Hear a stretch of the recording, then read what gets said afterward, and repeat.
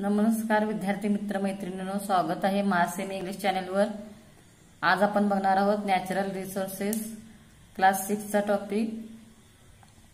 मागील व्हिडिओमध्ये आपण पाहिलं होतं महत्त्वाचे parts lithosphere, hydrosphere, atmosphere and these are part we can see there. Today's topic is the air pollution. Observed and discuss what is the similarity in the three picture below.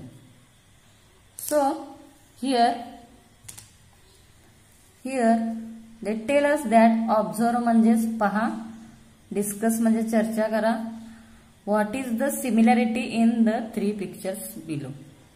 इथं 3 pictures दिले आहेत, त्याच्यामध्ये similarity म्हणजे समानता काय आहे ते आपल्याला बघायचं आहे। आता बघा, ह्या तिन्ही आकृत्या ज्या आहेत त्या एअर पोल्युशनच्या आहेत। एअर म्हणजेच हवा, पोल्युशन म्हणजेच प्रदूषण। आता सगळ्यांना माहितीच असेल की हे प्रदूषण कशामुळे होते, कारखान्याचे धुराडे असेल किंवा इनकम्प्लीट कंबल्शन म्हणजेच अपूर्ण ज्वलन असेल किंवा गाड्यांचा धूर असेल, त्याच्यामुळे काय होतं, एअर पोल्युशन होते। आता बघा, all the above picture show large scale emission of smoke through different agencies. Smoke म्हणजेच धुके किंवा स्मोक इज द धुके किंवा धूर which through different agencies. Different agencies means कारखाने असतील किंवा गाड्या असतील त्यांच्यापासून धूर निघतो। This smoke directly mix with the atmosphere. हा जो धूर आहे तो डायरेक्टली ॲटमॉस्फियर मध्ये मिक्स होतो, disturbing the balance between the constituents of air. In previous video we C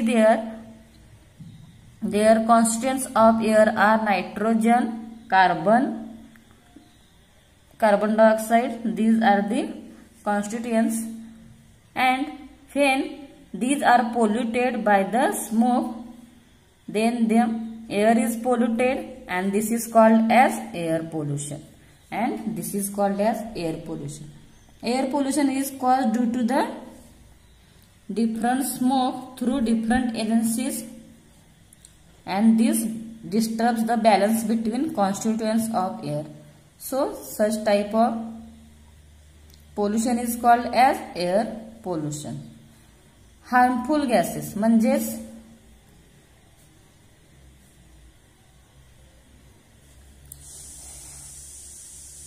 असे गॅसेस ज्याच्यापासून आपल्याला धोका आहे त्यांना आपण म्हणतो harmful gases. Are given out through combustion of fuels. Combustion म्हणजे ज्वलन ऑफ फ्युअल्स म्हणजेच इंधन,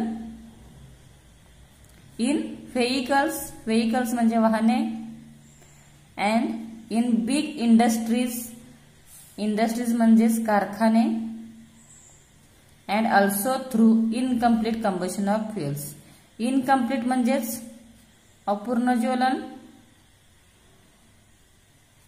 of fuels like wood and coal. Wood म्हणजेच लाकूड आणि कोल म्हणजेच कोळसा। या सगळ्यांचं जे इनकम्प्लीट म्हणजे अपूर्ण ज्वलन होतं त्याच्यामुळे सुद्धा हवेत स्मोक पसरतो, आणि त्या स्मोकमुळे जो बॅलन्स आहे कॉन्स्टिट्युएंट्स ऑफ एअरचा तो डिस्टर्ब होतो, आणि अशालाच आपण काय म्हणतो, air pollution. As a result air pollution is increasing day by day. त्याचमुळे डे बाय डे जे आहे एअर पोल्युशन वाढत चाललेलं आहे। आता बघा, हार्मफुल सबस्टन्सेस म्हणजे काय। Harmful substances released in air through combustion of fuels.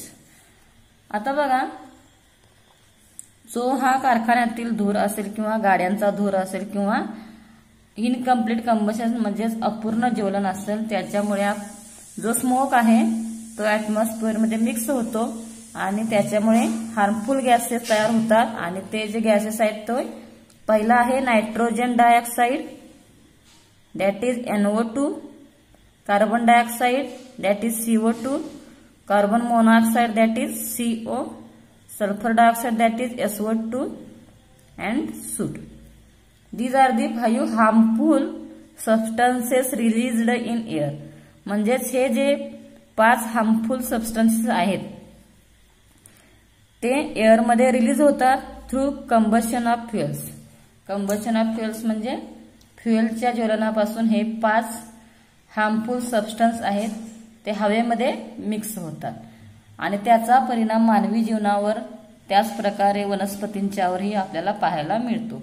म्हणूनच त्यांना हार्मफुल सबस्टन्सेस किंवा हार्मफुल गॅसेस असे म्हटले जाते.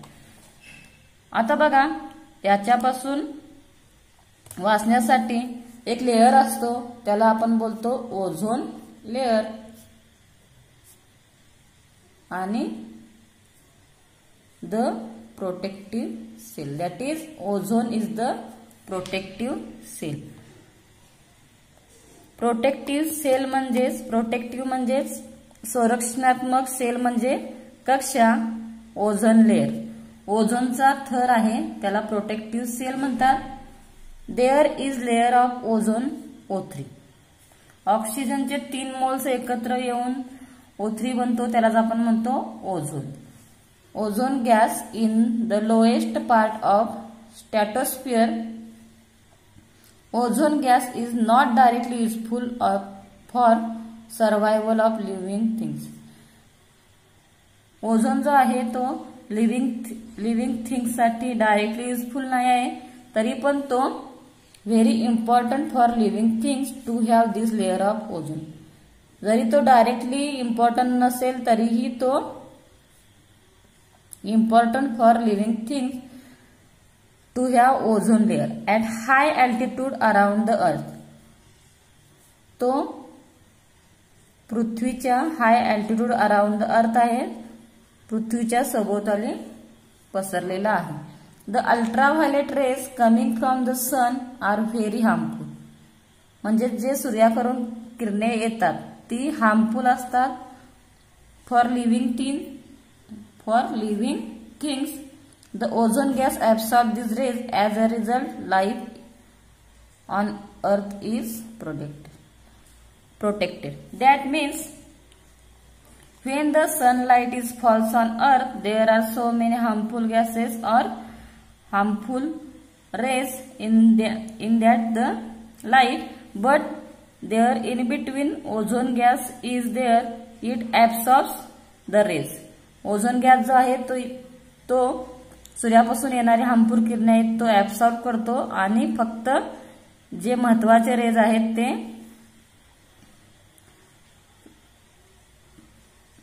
जे आहेत ते लिव्हिंग थिंग्स पर्यंत पोहोचवतो. त्याचा रिझल्ट असा होतो की लाईफ ऑफ अर्थ प्रोटेक्टेड. म्हणजेच अर्थवरचे जे लाईफ आहे ते प्रोटेक्टेड होते म्हणजे संरक्षित होते. The ozone layer is destroyed if chemical gases like carbon tetrachloride और the chlorofluorocarbons used in air conditioner and refrigerator mix with the air. आता बघा ओझोन लेअर हा डिस्ट्रॉय होतो अशा वेळी ज्यावेळी कार्बन टेट्राक्लोराइड म्हणजे CCl4 और the chlorofluorocarbon used in air conditioners and refrigerators mix with the air. ज्यावेळी रेफ्रिजरेटर मधील गॅस असेल किंवा एअर कंडिशनर मधील गॅस असेल तो ज्यावेळी हवेमध्ये मिसळतो त्यावेळी काय होतं जो ओझोन लेअर आहे तो डिस्ट्रॉय होतो. The 16th of September is celebrated as ozone protection day. यासाठी शासनाने एक दिवस निश्चित केला आहे जो की ओझोन प्रोटेक्शन डे म्हणून सेलिब्रेट केला जातो. तो 16th of September is celebrated as Ozone Protection Day all over the world to make everyone aware of the importance of ozone.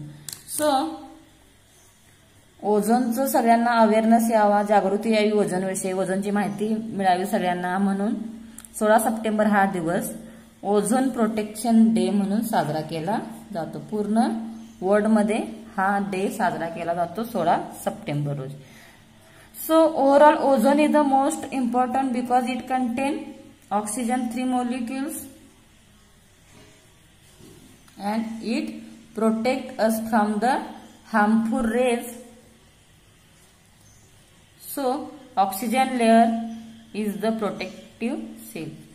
This question can be asked you for 2 or 4 marks or in objective type question. Do you know that this is question mark for you? Question for you. In metropolitan cities like Mumbai, Pune or Nagpur, boards are displayed at place of heavy traffic to show the properties of the proportions of the various constituents of the air at that place. Due to these boards, we can see the amount of harmful elements in the air. म्हणजेच ज्या metropolitan cities आहेत like Mumbai, Pune, Nagpur, boards are displayed at places of heavy traffic to show proportions of the various constituents of the air at that place. ह्या ज्या metropolitan city आहेत तिथे भरपूर प्रमाणात गर्दी असते, वाहने असतात, इंडस्ट्री असतात, त्याच्यामुळे तिथे भरपूर प्रमाणात जे आहे ते पोल्युशन आपल्याला पाहायला मिळतं. Due to this board we can see the amount of harmful elements in the air. त्याच्यामुळे तिथे हवेमध्ये पण हार्मफुल एलिमेंट आपल्याला पाहायला मिळतात. तर आशा आहे की तुम्हाला सगळ्यांना आजचा पॉइंट समजला असेल. आमचा व्हिडिओ आवडला असेल तर प्लीज लाईक करा, शेअर करा, सबस्क्राईब करा आणि जास्तीत जास्त लोकांपर्यंत, गरजू विद्यार्थ्यांपर्यंत पोहोचवा. व्हिडिओ बघितल्याबद्दल तुमच्या मनापासून आभार आहे. थँक्यू.